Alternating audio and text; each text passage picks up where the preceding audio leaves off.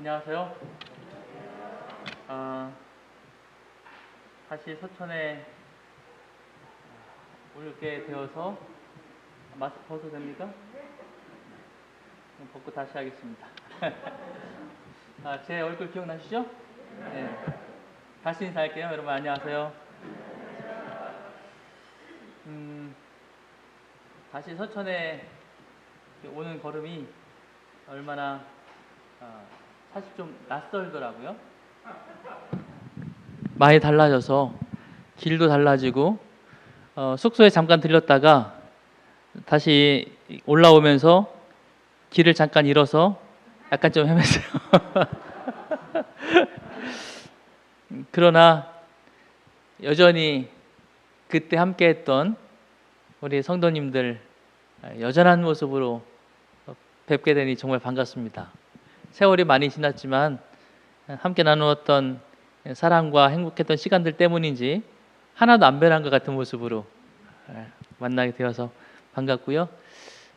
또 여기 서천에서뿐만 아니라 저 멀리 파라과이에서 함께 하셨던 우리 이준 집사님 가정도 또 이곳에서 뵈니 또 반갑고, 또 부사리에 계셨던 우리 이사님도 또 이곳에 계시네요.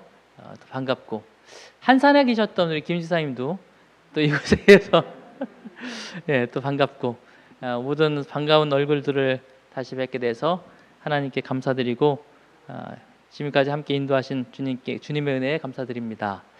교회도 정말 예뻐졌네요. 그렇죠? 여러분 기억하실지 모르겠습니다만 제가 있을 때 저 계단으로 비가 새가지고, 기억하세요? 제가 그때 옥상에 올라가서 줄 매달고 내려와서 방수하고 그랬었는데, 지금은 비 안 새죠? 네? 네. 추억들이 새록새록 생각이 납니다. 밖에 있던 나무들도 그때 나무 그대로라고 그러는데 꽤 울창해져서 보기 참 좋습니다. 오늘 내일까지 함께 할 수 있는 이 복된 안식일, 주의 은혜가 우리 모두에게 충만히 역사하시는 그러한 시간들 되어지기를 간절히 바랍니다. 오늘 말씀 제목은, 이게 지금 제 노트북이 잘 안 돼서 좀 이렇게 했더니 뭔가 좀 낯설고 좀 그렇게 한데요. 오늘 말씀의 제목은 행복한 파리라는 제목으로 함께 좀 말씀을 나누려고 그럽니다. 파리 하면 뭐가 생각나세요? 네? 에펠탑. 파리 하면 제일 먼저 에펠탑 생각나시죠? 가보셨나요? 가보신 분? 당당하게 이렇게. 예. 에펠탑이 제일 유명한 것 같고요. 그 다음에 세느강변도 굉장히 아름답습니다. 사실 한강변이 더 아름답긴 해요. 제 개인적인 생각에는. 세느강도 굉장히 유명하고, 또 몽마르트 언덕 들어보셨죠? 언덕 위에 이렇게 성전이 있고, 그 성전 밑으로 성당이 있고, 성당 밑으로 내려오면 예술가들이 그림도 그리고 막 그러는 이 언덕이 있습니다. 거기도 굉장히 유명합니다. 이 파리하면 생각나는 것들인데, 파리하면 그러나 이런 것들만 떠오르는 게 아니라 이것도 있습니다. 행복한 파리, 오늘 제목의 파리는 아까 파리가 아니라 얘입니다. 예요. 두 종류의 파리를 보여드릴게요. 첫 번째 종류의 파리는,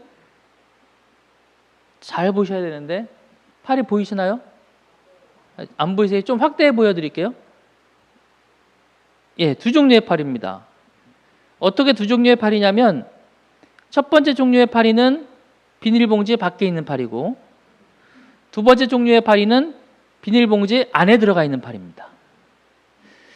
어느 날 식당에 식당 주인이 조개로 요리를 하고, 조개 껍질을 비닐봉지에 잔뜩 담아가지고 묶어서 밖에 내놨습니다.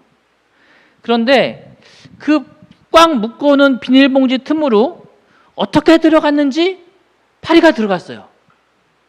맛있는 냄새를 맡았겠죠. 그리고 그 냄새를 맡고 날아와서 냄새를 따라서 어떻게 정말 어떻게 들어갔는지 모르지만 비닐봉지 안으로 들어가서 만찬을 먹고 있는 파리가 첫 번째 파리입니다. 두 번째 종류의 파리는 어떤 파리냐면 냄새를 맡았어요. 야, 저기 맛있는 게 있구나. 그리고 냄새에 이끌려서 날아왔습니다. 그리고 분명히 눈앞에 먹을 게 있는데 아무리 발버둥을 치고 보비적거리고 날개짓을 하고 애를 써도 뭔가가 가로막고 있어서 도무지 먹을 수가 없어요. 그래서 못 들어간 파리입니다. 두 종류의 파리가 있습니다. 자, 여러분은 이 두 종류의 파리 중에서 누가 더 행복한 파리일까요? 잘 생각해 보셔야 돼요. 누가 더 행복해 보이세요? 네. 먹고 죽어도 당장 그래도 먹는 게 낫다. 첫 번째 파리. 두 번째는 지금 못 먹어도 하여튼 자, 한번 손 들어 볼까요? 그냥 예로 해보죠. 일단 안에 들어가서 먹는 파리가 좋다. 예. 조용한데요? 그럼 밖에 있는 파리가 더 행복하다. 이상하네. 분명히 맛있는 냄새가 나고 배는 고프고 날아와서 먹고 싶은데 얼마나 먹고 싶겠어요. 그런데 아무리 해도 먹을 수가 없어요. 뭔가 장애물이 막고 있어서 내 욕망이 채워지지 않아요. 그런데 그 파리가 더 행복하다고요? 왜 그래요? 그래요. 안에 있는 파리는 지금은 행복할 수 있어요. 그렇죠? 지금 당장은 만족스러울 수 있습니다. 지금 당장은 먹고 싶은 걸 마음껏 먹을 수 있어요. 그래, 이게 사는 거지. 그럴 수 있습니다. 그런데 그게 그의 인생이 아니라 파리생의 마지막이 될 수도 있어요. 그것이 그에게 마지막 만찬이 될 수도 있는 거죠. 그러나 들어가지 못한 파리는 어때요? 지금은 답답해요. 욕구가 채워지지 않아서 어쩌면 불평과 불만이 가득 차 있을 수도 있습니다. 사는 게 왜 이렇게 힘드냐? 그렇게 신세한탄을 할 수도 있어요. 그러나 기회는 또 주어질 수 있을까요? 왜? 살아있으니까. 소망이 남아있습니까? 소망이 남아있어요. 그래서 지금은 힘들고 지금은 고통스럽고 지금은 어려울지 모르지만 그러나 소망이 아직도 남아있는 파리이기 때문에 우리는 그렇게 생각하는 것입니다. 그래도 누가 낫지? 밖에 있는 파리가 낫지라고 생각하는 거죠. 무엇 때문에? 소망 때문에 그래요. 그런데 이걸 우리 인생에 한번 적용시켜 보세요.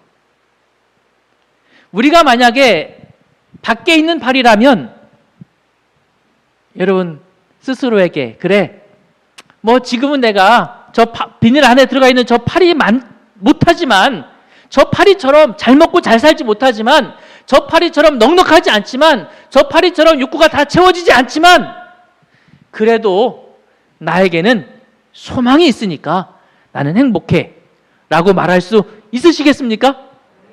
네, 그런 분들은 더 크게 한번 아멘 해보시겠어요? 하나님께서 우리에게 주시려고 하시는 것이 어쩌면 그것 아닐까 싶어요. 우리가 세상에서 그렇게 안에 들어간 파리처럼 만족스러운 삶을 혹 살지 못할지 모르지만 그러나 주님은 우리에게 말씀하시기를 이게 내 삶의 끝이 아니다. 이 세상의 모습이 너의 모든 것이 아니다. 그렇게 말씀하시면서 우리에게 소망을 약속하시는 분, 그분이 우리 하나님이십니다. 그래서 오늘 로마서 15장 13절에 있는 말씀을 우리가 함께 명상해 보려고 해요. 같이 읽어볼까요? 시작. 소망의 하나님이 모든 기쁨과 평강을 믿음 안에서 너희에게 충만하게 하사 성령의 능력으로 소망이 넘치게 하시기를 원하노라. 우리 하나님이 이렇게 말씀하시는 것입니다. 혹시 교회 나오신 지 얼마 안 되신 분들도 계시고 그러니까 좀 이렇게 그런 분들에게 그런 분들이 좀 마음에 와닿으실 수 있는 말씀이면 좋겠다라는 생각이 그런 말씀을 이렇게 들어서 오늘 이 소망의 하나님에 대해서 우리가 좀 생각을 해보려고 하는 거예요. 우리 하나님은 어떤 하나님이시냐? 로마서는 말하기를, 우리 하나님을 딱 정의하기를, 우리 하나님은 소망의 하나님이시다. 그리고 그분께서 우리에게 원하시는 것, 우리에게 해주시고 싶은 것, 그것을 정의하기를 소망이 넘치게 하시기를 원한다. 이게 우리 하나님이세요. 그래서 우리 하나님은 우리의 삶에서 우리가 소망을 가지고 살아가도록 그렇게 주님은 원하시고 그것을 이루기를 소망하시는 분이 우리 하나님이십니다. 여러분은 여러분 자신에게 어떤 소망들을 가지고 계십니까? 어떤 소망들을 가지고 계실까요? 나를 위한 소망이 있을 수도 있고, 다른 사람을 위한 소망이 있을 수도 있고, 우리들을 위한 소망이 있을 수도 있습니다. 이런 이야기가 생각나는데요. 동갑 노부부가 계셨습니다. 두 분이 동갑이시고 평생을 친구처럼 지내시다가 두 분이 이제 60이 되어서 남편의 60번째 생일 축하 파티를 이렇게 하고 있었습니다. 생일 파티를 한참 하고 있는데 뾰로롱 하고 요정이 나타났어요. 그리고는 요정이 할머니에게 이렇게 질문을 합니다. 당신들은 60세까지 부부싸움 한 번도 안 하고 사이좋게 지내셨으니까 오늘 이 좋은 날 제가 소원을 들어드릴게요. 먼저 부인의 소원을 들어드릴 테니 말씀하시죠. 부인의 소원이 뭡니까? 근데 부인이 가만 생각하다가 이렇게 대답했어요. 제가요 60평생 행복하게는 살았지만 살림이 넉넉지 못해서 여행 한번 제대로 못 다녔습니다. 세계 여행 한번 해보고 싶어요. 펑 하면서 할머니의 손에 여행 티켓 2장이 딱 떨어졌어요. 소원이 이루어졌습니까? 네. 자, 이 요정이 이번에 할아버지에게 질문을 던집니다. 할아버지, 그렇다면 할아버지의 소원은 뭔가요? 저는 평생 동갑하고 살아서 저보다 좀 젊은 여자랑 좀 살아보는 게 소원입니다. 몇 살이나 젊은 여자요? 한 30살쯤 젊었으면 좋겠어요. 욕심도 가죠? 30살이면 내가 60이니까 몇 살? 30살. 이야, 뾰로롱 하면서 소원이 이루어졌습니다. 할아버지가 90살이 됐어요. 소원 이루어졌습니까? 이 소원이 이루어지긴 했는데 기대했던 것과는 좀 다르죠. 우리도 세상을 살아가면서 각자 다른 여러 가지 소망들을 가지고 살아요. 그 소망이 때때로는 정말 아름답고 복된 소망일 때도 있고, 어떤 때는 지금은 좋아 보이지만 그러나 하나님께서 주시는 그런 거룩하고 아름다운 소망과는 조금 차이가 있을 수도 있습니다. 그러나 우리 하나님께서는 오늘 우리에게, 범죄한 우리들에게, 죽을 수밖에 없는 우리들에게, 심판과 두려움 가운데 살아갈 수밖에 없는 우리들에게 찾아오셔서 말씀하시기를, 얘들아, 나는 너희들이 이 땅에서 고통스럽게 질병 가운데 그렇게 살아가는 이 삶이 너희들의 삶이 마지막이 아니라 내가 너희들에게 세상에 그 누구도 꿈꿀 수 없는 그러한 소망을 내가 너희에게 주겠다라고 말씀하시고 계십니다. 에레미야 29장 11절에도 주님은 이렇게 말씀하세요. 나 여호와가 말하노라. 너희를 향한 나의 생각은 내가 아나니 재앙이 아니라 곧 평안이요. 너희 장래에 뭐 주는 것이라? 똑같은 말씀이잖아요. 그렇죠? 하나님은 구약에서도 에레미야를 통해서 당신 자신을 그렇게 소개하시는 거예요. 너희를 향한 내 생각이 뭐냐? 너희들에게 재앙을 주는 게 내가 원하는 게 아니다. 고통을 주는 게 내가 원하는 것이 아니다. 죄의 삶에서 이렇게 살아가도록 내버려 두는 것이 너희를 향한 내 마음이 아니다. 하나님 말씀하시기를 평안, 그리고 내 장래에 소망을 주려 하는 생각이니라. 우리 하나님은 뭐 주시는 분이라고요?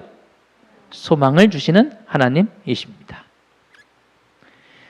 제자들이 예수님을 사랑했잖아요. 그런데 그 예수님이 십자가에 죽으셨어요.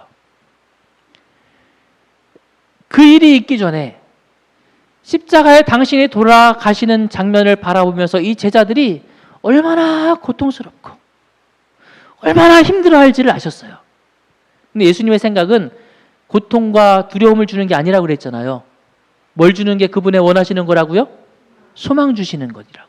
그런 예수님께서 내가 죽으면 제자들이 외롭고 두려워하고 고통스러워할 것을 생각하니까 안 되겠다. 제자들을 불러 모아놓고 이 말씀을 주시는 것입니다. 얘들아, 너희는 마음에 근심하지 마라. 혹 내가 십자가에 죽어도 내가 너희들을 떠나는 것처럼 보인다 할지라도 두려워하거나 걱정하지 마라. 하나님을 믿지? 나를 믿어라. 내 아버지 집에 거할 곳이 많고 혹 그렇지 않다 할지라도 내가 너희를 위하여 거처를 예비하러 가겠다. 그리고 가서 너희를 위하여 거처를 예비하면 내가 다시 와서 너희를 내게로 영접하여 나 있는 곳에 너희도 있게 하겠다라고 소망을 약속해 주세요. 소망을 주시는 하나님이시기 때문에 그렇습니다. 사진 한 장 보여드릴게요. 쇠향제가 물에 빠지면 얼마 정도 버틸 수 있는가 하면 17분 정도를 버틸 수 있답니다. 네, 학자들이 실험을 했어요. 좀 짓궂은 실험이기도 하고 그렇긴 한데 어떤 실험을 했는가 하면 쇠향제를 물에 빠뜨리고 17분 좀 지나서 이 쇠향제가 막 거의 죽어갈 때에 꺼내주는 거예요. 그리고 물을 닦아주고 맛있는 걸 주고 쉬게 합니다. 쇠향제가 기운을 차리잖아요. 다시 물속에다 집어넣어요. 좀 그렇긴 하죠. 그러다가 이 쇠향제가 또 막 힘들어할 때쯤 되면 또 꺼내줍니다. 그렇게 꺼내주고 다시 맛있는 걸 주고 몸을 따뜻하게 해주고 이래요. 그렇게 반복했더니 17분이 한계점이던 이 쇠향제가 18분을 버티고 19분을 버티고 점점점 버티는 시간이 길어지더니 나중에는 몇 분까지 버텼는가 하면 36시간을 버텼대요. 대단하지 않습니까? 이 쇠향제가 어떻게 이렇게 버틸 수 있을까요? 배운 거죠. 그렇죠? 막 죽을 것 같은데 그러나 그 전에 뭐예요? 꺼내지는 거예요. 맛있는 걸 먹을 수 있고 몸을 따뜻하게 하는 것입니다. 쇠향제도 소망에 대해서 경험하고 학습하고 반복되어지니까 쇠향제도 아는 거예요. 아, 소망이 나에게 있구나. 내가 조금만 더 견디고 조금만 더 힘내고 조금만 더 버티면 나에게 좋은 시간이 올 거야. 예수님께서도 오늘 우리들에게 그 소망이 기억되기를 원하셔서 자꾸 말씀하시는 거예요. 나는 너에게 소망 주기를 원한다. 나는 너에게 소망 주는 하나님이다. 내가 떠난다 할지라도 두려워하지 마라. 내가 다시 와서 너희를 내게로 영접하여 나 있는 곳에 너희도 있게 하겠다. 주님께서 반복적으로 말씀하시고 계세요. 주님이 마침내 승천하시는 그날 아침에도 마찬가지입니다. 제자들이 멍하니 하늘을 쳐다보고 있는데 천사가 나타나서 제자들에게 말하기를 이렇게 말하잖아요. 너희는 왜 하늘을 쳐다보고 있느냐? 구름 가운데서 올려오신 그 예수는 너희가 본 그대로 뭐 하겠다고요? 다시 오시리라. 여러분도 이 소망을 가지고 계십니까? 이 소망으로 여러분의 신앙의 삶을 승리하시게 되기를 간절히 바랍니다. 소망 중에 뭐하며? 즐거워하며, 환난 중에 참으며, 기도에 항상 힘쓰며. 순교자의 가슴이라고 불리운 한 순교자가 있습니다. 스위스의 한 종교재판에서 한 그리스도인이 화형대에 섰습니다. 그리고 이제 막 화형장에 불을 붙이려고 하는데 그가 집행자를 조용히 부릅니다. 그리고 이렇게 말했다고 그래요. 내 가슴에 손을 한번 올려보세요. 나는 곧 화형을 당할 몸입니다.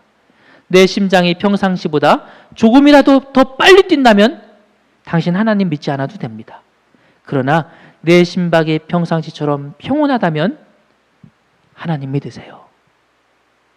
두려움 가운데에도 나는 소망이 있기 때문에 두렵지 않습니다. 그래서 그가 그의 심장에 손을 이렇게 대었더니 심장이 평온해요. 마치 잠자리에 드는 사람의 심장처럼 평온하였다고 부릅니다. 무엇이 있기 때문에 그래요? 소망이 있기 때문에 그래요. 인간은 태어나면서부터 죽음과 싸웁니다. 애가 태어나자마자 응애 하고 울잖아요. 왜 우는지 아시죠? 죽을 것 같아서 우는 거예요. 어머니 뱃속에서 얼마나 따뜻했어요. 얼마나 평온했어요. 그런데 갑자기 어머니가 나를 밖으로 밀어내지 않습니까? 얼마나 고통스럽게 빠져나옵니까? 그래서 그가 죽을 것 같다고 우는 거죠. 죽음 때문에 우는 거예요. 죽음과 맞서기 위해 울고 어른이 되어서도 먹고 일하고 투쟁합니다. 하지만 결국 누가 승리하는 것처럼 보여요? 죽음이 승리하는 것처럼 보입니다. 결국 인간은 평생을 건 싸움의 패배자다. 맞습니까? 그럼 소망이 있어요, 없어요? 그럼 소망이 없어요. 그러나 여러분, 고린도전서 15장 51절로 52절 우리 같이 읽어보겠습니다. 시작. 보아라, 내가 너희에게 비밀을 말하는데 우리가 다 잠잘 것이 아니라 모두 변화될 것이다. 마지막 나팔에 순식간에 호련히 그렇게 될 것이다. 나팔 소리가 나면 죽은 자들이 썩지 아니할 것으로 살아나고 우리도 변화될 것이다. 마지막 큰 소리로 시작. 사망아, 너희 승리가 어디 있느냐? 사망아, 너희 쏘는 것이 어디 있느냐? 여러분, 오늘 우리의 삶에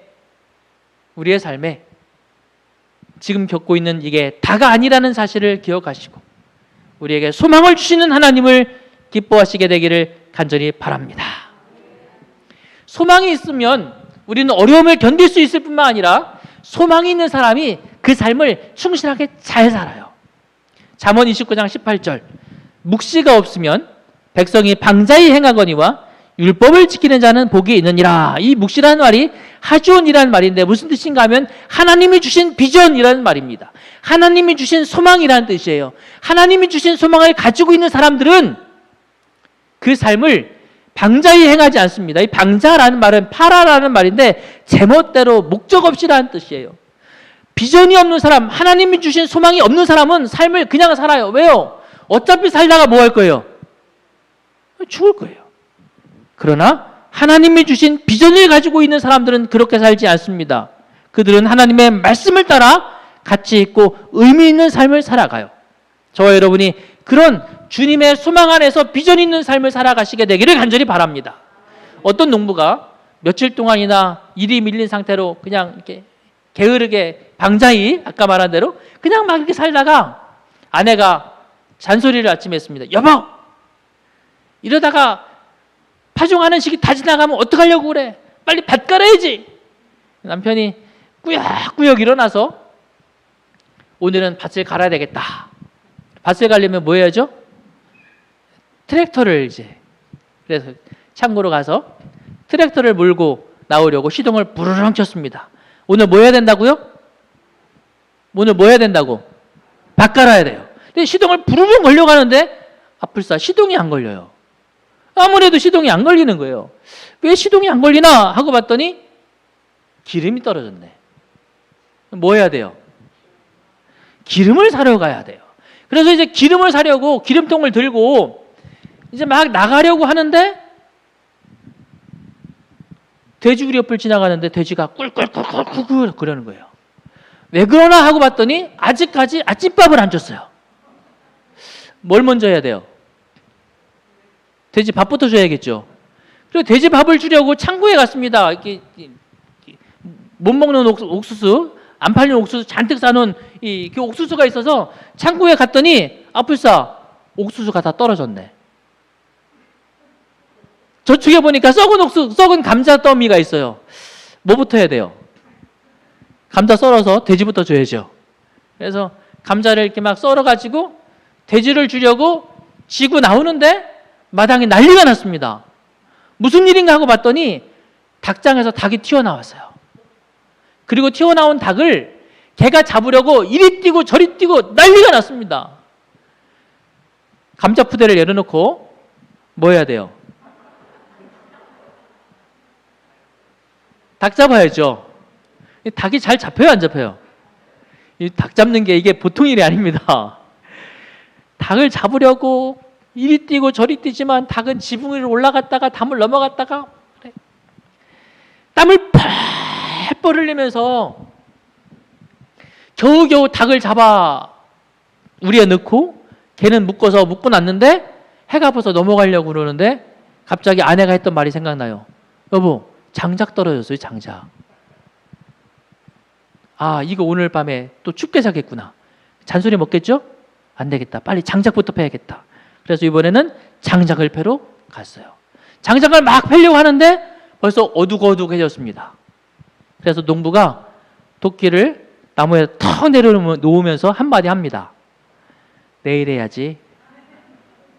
오늘 원래 뭐 하는 날이었죠? 기억나세요? 오늘 원래 뭐 하는 날? 밥 가는 날. 오늘 뭐 했어요? 일을 하게 됐어요. 그래서 얼마나 바쁜 하루였어요. 정말 쉴 새 없이 하루를 지냈습니다. 예. 그런데 한 게 뭐죠? 닭 잡아는 거? 소망이 없는 사람은 부지런히 살아요. 인생 소망이 없다고 해서 아무렇게나 산다고 말할 수는 없습니다. 열심히 살아요. 열심히 돈 벌고, 예? 열심히 일하고 땀 흘리면서 돌아다닙니다. 그런데 여러분 기억하세요. 열심히 살았다고 해서 잘 살았다는 의미는 아닙니다. 맞습니까? 내 삶을 정말 의미 있고 가치 있고 충실하게 살아가는 삶이란 하나님께서 우리에게 주신 소망을 목적지로 두고 그 소망을 이루어가는 사람이야말로 인생을 가장 잘 산 사람들이라고 생각합니다. 그래서 하나님께서 당신의 백성들에게 말씀하시기를 내가 너에게 소망을 줄 테니까 그 소망을 믿고 그 소망을 붙잡고 그 소망을 따라 살아라 라고 말씀하시고 계시는 거예요. 우리가 그런 삶을 살아가시게 되기를 간절히 바랍니다. 어떤 전도에 갔는데 제가 전도에서 그날 안식일에 관한 이야기를 이렇게 했어요. 시골 마을이었고요. 마을에 관해 우리 교인 몇 명하고 동네 할아버지들, 어르신들, 우리 교인들 친구들 이렇게 모여가지고 이렇게 하는 작은 소그룹 전도회를 하고 있었습니다. 그날 주제가 안식일이어서 제가 안식일에 대해서 이렇게 쭉 설명을 이렇게 하고 있었어요. 그때 나이가 지긋하신 어르신이 자기 무릎을 탁 치면서 이렇게 이야기를 시작하시더라고요. 제 설교를 끊고 그분이 말씀하시는데 이런 이야기를 하세요. 저 김씨가 말이야. 그 김씨가 그 교회 장로님이세요. 나랑 이 마을에서 어렸을 때부터 쭉 같이 살았지. 근데 저 친구가 어느 날 교회를 나가더니 토요일만 되면 일을 안 해. 나는 토요일이건 일요일이건 부지런히 일을 하고 열심히 사는데 저 친구들 어느 날부터 토요일만 되면 일을 안 하고 옷 쫙 차려입고 아니 시골에서 양복쟁이가 뭐예요 양복쟁이가 양복 쫙 차려입고 나가더란 말이지. 그래 내가 흉을 봤어. 저 게으러터진 친구 일도 안 하고 오늘 또 나가는구만. 그런데 어느 날인가부터 저 친구가 나에게 와서 말을 하는데 오늘 안식일이니까 나랑 같이 교회 가자고 하더라고. 교회 갈 시간이 어디 있어. 일해야지. 시골에서 일 하나 먹고 살 수 있나? 자식들 대학까지 보내고 그러려면 열심히 일해야지. 그래서 나는 안 따라갔지. 그렇게 몇십 년을 살아서 이제 내 나이 70이 넘고 아이들이 다 컸는데 지금 와보니 일주일에 한 번씩 꼬박꼬박 교회 간 저 친구는 아들이 의사가 되고 교수가 됐다네. 그런데 우리 집 아이들은 그냥 나같이 살아. 나는 평생 열심히 일했는데 그럼 저 친구보다 더 부자로 살 줄 알았는데 지금 돌아보니 저 친구보다 내가 나은 게 하나도 없어. 그러면서 나도 이제 좀 저 친구 따라서 교회를 다닐 생각이 있는데 왜 일찍 안 그랬나 몰라. 여러분, 그날 제가 한 긴 설교보다 그분의 그 짧은 간증이 정말 감동적이었어요. 여러분도 오늘 주님 안에서 이 안식일을 거룩하게 지킬 수 있게 된 것을 인해서 감사하시게 되기를 바랍니다. 인생을 산다는 게 그런 것 같아요. 하나님이 주신 소망 안에서 꿈을 가지고 열심히 성실하게 살아가는 저와 여러분들이 되었으면 좋겠습니다. 디모데후서 4장 7절로 8절. 내가 선한 싸움을 싸우고 달려갈 길을 마치고 믿음을 지켰으니 이후로는 나를 위하여 의의 면류관이 마련되어 있어 의로운 재판관이신 주께서 그날에 그것을 내게 주실 것이며 또 나뿐만 아니라 그의 나타나심을 사모하는 모든 사람에게도 주실 것이라. 힐튼 호텔 아시죠? 힐튼 호텔의 사장 이름이 누군지 아세요? 힐튼입니다. 당연하죠. 아들이 어느 날 아버지에게 묻습니다. 아버지는 무일푼으로 시작해서 세계적인 호텔 재벌이 되었습니다. 대체 아버지의 무엇이 그런 일을 가능하게 한 거죠? 힐튼이 대답합니다. 노력! 나는 남들보다 더 부지런히 노력했단다. 그러자 아들이 고개를 갸웃거리면서 이렇게 말해요. 아버지, 제가 아버지 사무실에도 가보고 호텔에도 가봤지만 제가 보니까 아버지보다 더 열심히 일하는 사람들 많던데요. 그 말을 들으니까 힐튼도 가만 생각해 보니 자기보다 더 열심히 일하는 직원들이 있거든요. 아, 그래. 다시 생각해 보니까 노력만이 아니라 노력에 덧붙여진 나의 재능이 있었단다. 그래서 아들이 또 고개를 갸웃갸웃거리면서 이렇게 말합니다. 보세요, 아버지 밑에서 일하는 그 부사장님 있잖아요. 제가 볼 땐 그분이 더 재능이 있고, 제가 얼마 전에 만난 그분 있잖아요. 그분 정말 탁월하시던데요. 힐튼이 가만 생각해 보니까 자기 직원들 가운데 자기보다 재능 있는 사람들이 훨씬 많다는 사실을 발견했어요. 힐튼이 그때 생각했습니다. 그럼 나는 왜 이렇게 이런 큰 호텔을 이룰 수 있었을까? 곰곰이 생각한 힐튼이 이렇게 말했습니다. 나는 작은 호텔의 작은 사원으로 시작했단다. 그때에 나는 맨 말단 직원이었지만 꿈을 꾸었지. 내가 언젠가는 세계에서 가장 큰 호텔을 경영하는 호텔 사장이 될 거야. 그리고 나는 그 꿈을 향해서 열심히 일했단다. 처음에 내 월급이 38센트였어. 그러나 38센트에 머물지 않고 나는 꿈을 꾸었지. 어쩌면 여러분, 오늘 하나님께서 오늘 우리들에게 위대한 꿈을 꾸게 하신 것 아닙니까?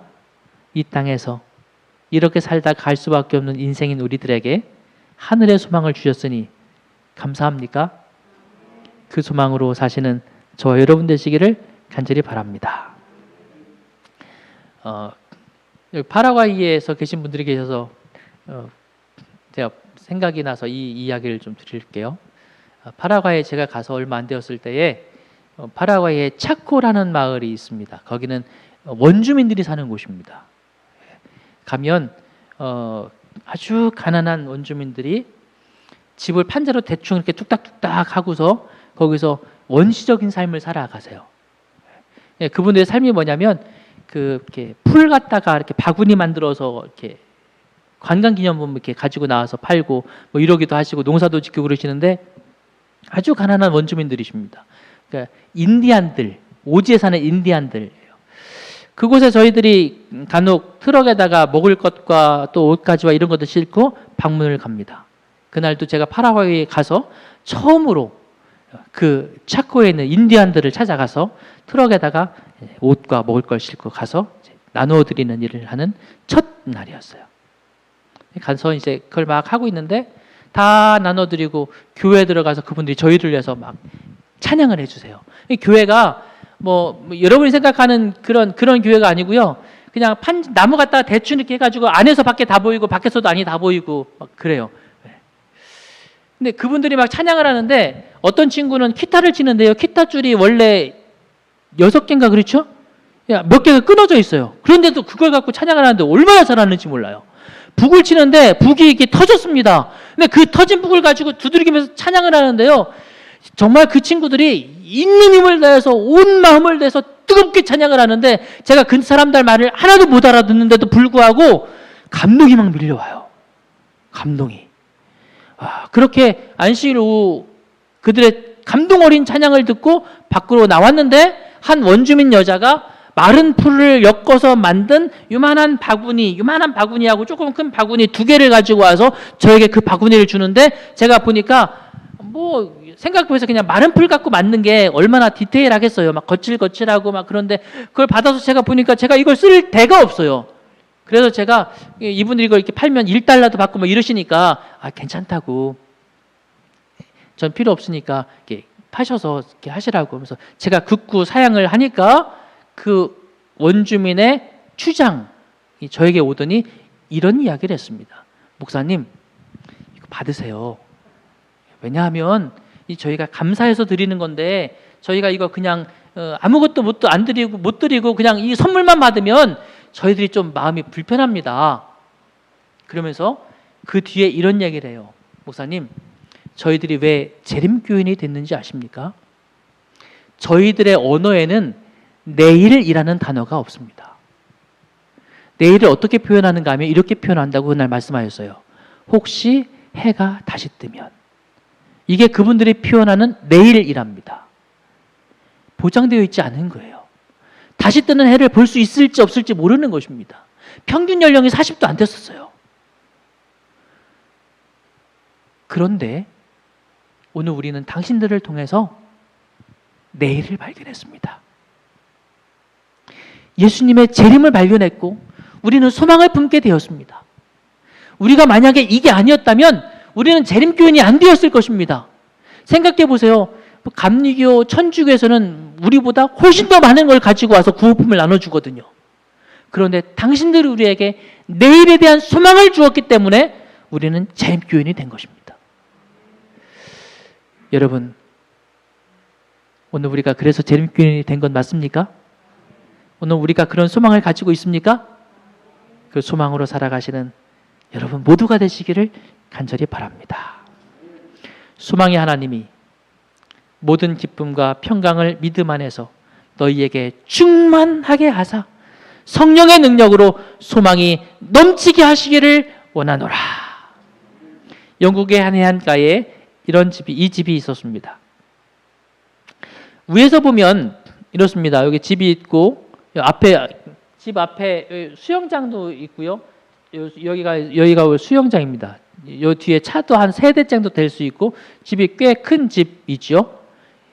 이 집의 주인은 잔 아처라는 여성인데 은행 융자를 받아야 될 상황이 생겼습니다. 그래서 자기가 살고 있는 이 집을 담보로 은행에서 돈을 빌리기 위해서 내놓았습니다. 은행 직원이 돈을 빌려줘야 되니까 이 집이 얼마짜리인지를 감정해야 되잖아요. 은행 직원이 와서 이 집을 둘러보았습니다. 주차장도 넓고 뒤에 풀장도 있고 바닷가이고 별장 자리죠, 그죠?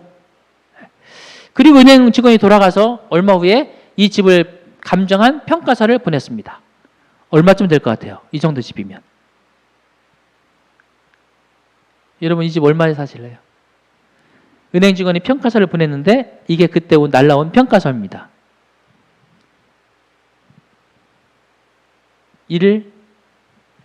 영국 돈으로 1파운드. 1파운드면 이게 이제 뭐 유로화가 있기 전이니까 1파운드면 우리나라 돈으로 당시 약 얼마였는가 하면 2,000원. 저 집이 얼마짜리라고요? 여인이 펄쩍 뛰는 것입니다. 아니 집이 어떻게 2,000원이 될 수 있느냐? 말도 안 된다. 그랬더니 은행 직원이 설명합니다. 당신의 집이 당신이 이 집을 처음 살 때에 당신 집과 바닷가 사이는 450m 떨어져 있었습니다. 그때 당신이 이 집을 4천만 원 가량에 샀죠. 그런데 현재 바다와 집과의 거리는 불과 50m 남았습니다. 시간이 조금 더 지나면 어떻게 될까요? 이 집은 무너질 겁니다. 그러니 우리는 이 집에 2,000원 이상은 줄 수 없습니다. 뭐 할 집이니까? 지금 이 집에서 살 수 있어요, 없어요? 지금은 살 수 있어요. 그렇죠? 별일 없이 살 수 있습니다. 그런데 왜 2,000원인가 하면 이 집의 가치는 오늘의 가치에 매겨져 있는 것이 아니라 미래의 가치에 매겨져 있기 때문에 그래요. 미래에 소망이 있다면 그 가치는 놀랍지만 미래에 소망이 없다면 지금 아무리 비닐 안에 들어가서 맛있게 먹고 있는 팔이라 할지라도 아무 소망 없고 아무 의미 없고 아무 가치 없는 존재밖에 될 수 없기 때문에 그런 것입니다. 우리 자신에게 한번 마지막으로 물어보죠. 나는 얼마짜리 인생을 살고 있습니까? 나는 얼마짜리 인생을 살고 있어요? 내 삶의 가치는 얼마입니까? 아유, 목사님, 저는 뭐 가진 것도 없고 배운 것도 없고 할 줄 아는 것도 없고 그냥. 아니요. 여러분에게 주님이 주신 소망이 있습니까? 그 소망이 여러분의 진정한 가치입니다. 그 가치로 살아가시게 되기를 간절히 바랍니다. 우리에게 소망 주신 주님을 찬양하시고 그 주님 안에서 여러분의 삶이 복되게 되기를 바라면서 말씀을 마치겠습니다.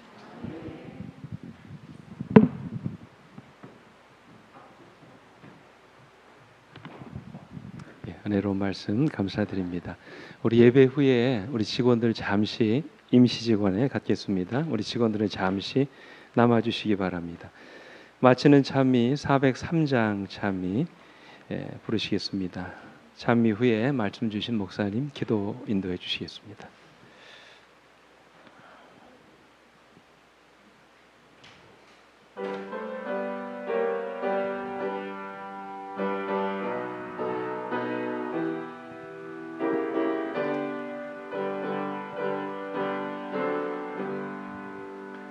주여, 지난 밤 내 꿈에 배웠으니 그 꿈 이루어 주옵소서.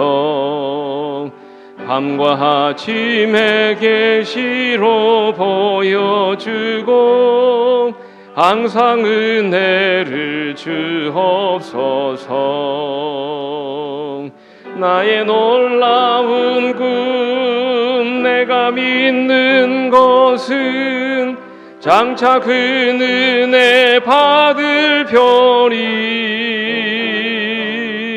나의 놀라운 꿈 정녕 이루어져 주님 얼굴을 뵙게 되리. 마음 괴롭고 아파서 낙심될 때 내게 소망을 주셨으니 내가 영광의 주님을 바라보며 앞길 막힌 들 두려우랴. 나의 놀라운 꿈, 내가 믿는 것은 장차 그 은혜 받을 편이.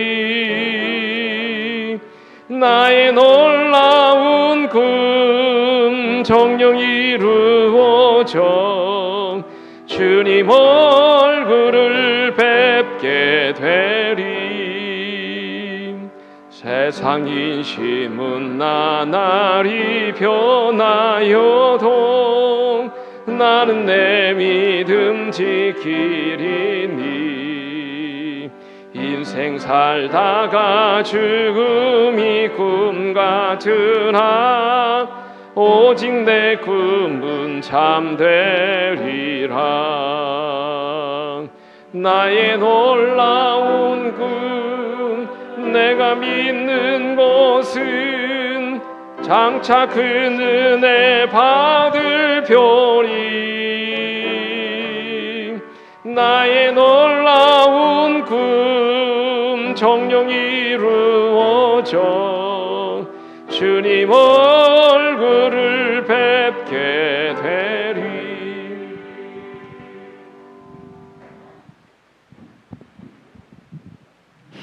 거룩하신 하나님 아버지, 우리가 이 땅에 살아가는 모든 시간들이 때로는